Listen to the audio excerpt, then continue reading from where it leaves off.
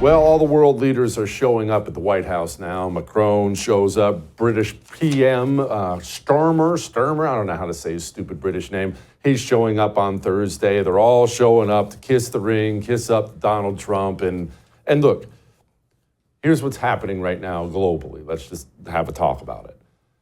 Trump is attempting, again, big things. We've talked about this many times. Trump intends to do big things during his 4-year presidency. He just does.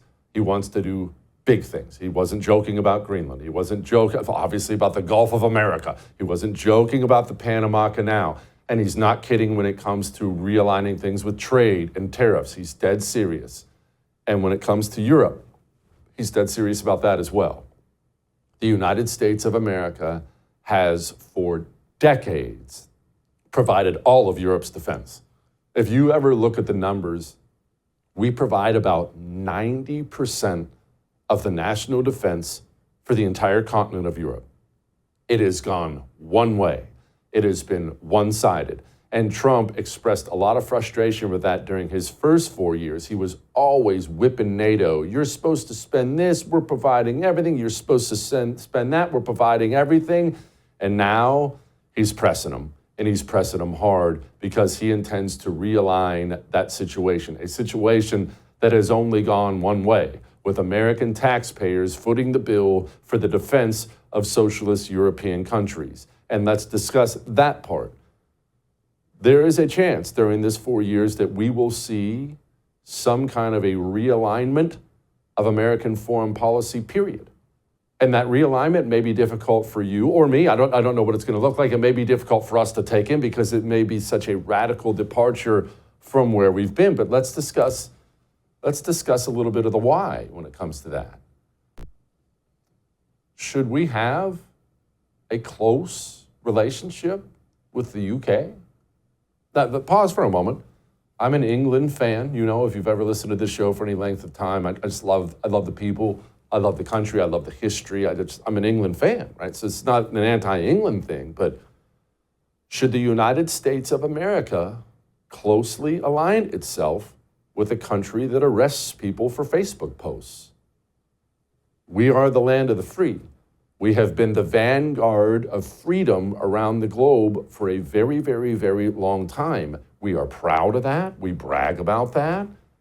How do we continue to have a relationship like this with the country that arrests people for speech? They're doing the same stuff in Germany. How do we continue to remain allies with this country?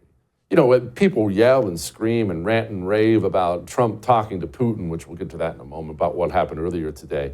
They rant and rave about all that, and I understand that. I understand for a lot of Americans, it can be such a radical thing to even talk to Russia's leader. We grew up with the Soviet Union's our enemy, all that stuff. I understand the feelings people have, but what's the real point that people have a problem with Putin about? What is it? Well, Putin's a tyrant. He is.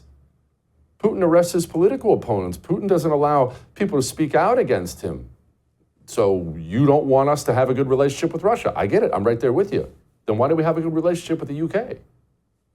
That stuff's happening now. The world is changing, and these Western countries are turning evil and turning evil quickly, just like we were under Joe Biden. Should we continue this relationship? Now, speaking of Russia, Ukraine, and all these things, Trump had already talked earlier about getting our hands, because we spent so much money in Ukraine, getting our hands on some of these minerals. I will be meeting with President Zelensky. In fact, he may come in this week or next week to sign the agreement, and which would be nice. I'd love to meet him. Would meet at the Oval Office. So the agreement's being worked on now. They're very close to a final deal. It'll be a deal with rare earths and various other things. I think the war could end soon. How soon? Within weeks. And he did it. We got the minerals. Happened earlier today, a few hours ago. Of course, this is something that everybody should celebrate. Everyone should celebrate an end to this horrible, horrible butchery over there in Ukraine. Not just for the lives lost, but shoot, if we're going to look at it purely selfishly, for our treasure. It's our money. It's your money. The American people are still struggling right now. The inflation numbers are bad. American people are not making ends meet. We still have record credit card debt. People have drained their savings. It is not the job of the American taxpayer to support a non-NATO country because they got invaded by Russia. It is simply not. In no way is it your job to provide for them when you can't afford eggs. Plus, like I said, the horrible, horrible carnage is awful. It's unspeakable carnage. Now, the problem is adjusting the thinking of not just the American people, but American politicians. I mean, we have American politicians like Tom Tillis saying things like this.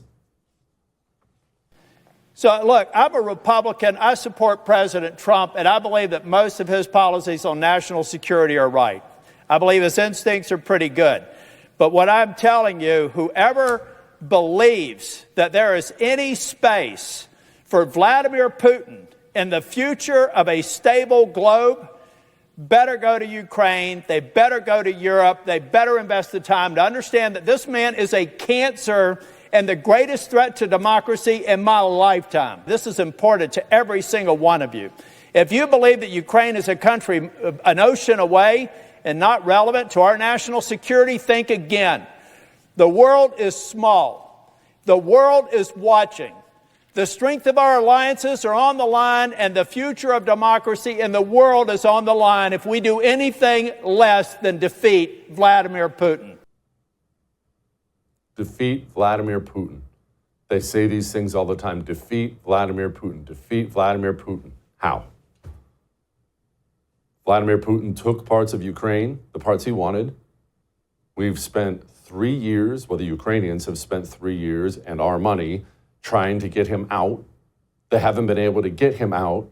So what would Tom Tillis like us to do? That's one. Two, Putin's the greatest threat to democracy. Now, as I just explained, I don't like Putin at all. I don't care. I don't like any tyrant who arrests his political opponents. I hate Putin. I hate Zelensky. He did the exact same thing, canceled elections. I hate Joe Biden, exact same reason, arrested his political opponent. I hate tyrants. But why is Putin a threat to our democracy? Russia has an economy that's roughly the size of Texas's economy. Their birth rate is embarrassing. They are not threatening our democracy. You could argue pretty easily the United States government over the last 4 years is a far greater threat to our democracy, even though we're not a democracy, a far greater threat to that than anything Vladimir Putin has done.